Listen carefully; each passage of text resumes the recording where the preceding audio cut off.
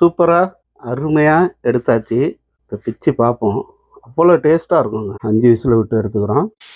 1/2 kilo மைதா எடுத்துக்கிறோம். தேவையான உப்பு, ஜீரகம் போட்டுங்க, மஞ்சத்தூள், ஜீனி போட்டுங்க, கலந்து விடுங்க.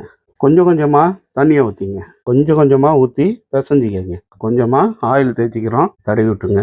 ஒரு மூடியை போடுங்க. ஓப்பன் பண்ணி பார்ப்போம். நெய் போட்டுக்கிறோம். தேங்காய் வறுத்து எடுத்துக்க போகிறோம். இந்த தேங்காவை நல்லா ரோஸ்ட் பண்ணிங்க. வெல்லத்தை சேர்த்துக்கிறோம். கடலப்பருப்பை இதோட சேர்த்துங்க. அடி பிடிச்சிடாமல் கலரிக்கிட்டே இருக்கணும். ஒரு 5-6 ஏலக்காய் நான் ஒரு பாத்திரம் மாற்றிக்கிட்டேன். நான் உருண்டை பிடிச்சி எடுத்துக்கிட்டேன்.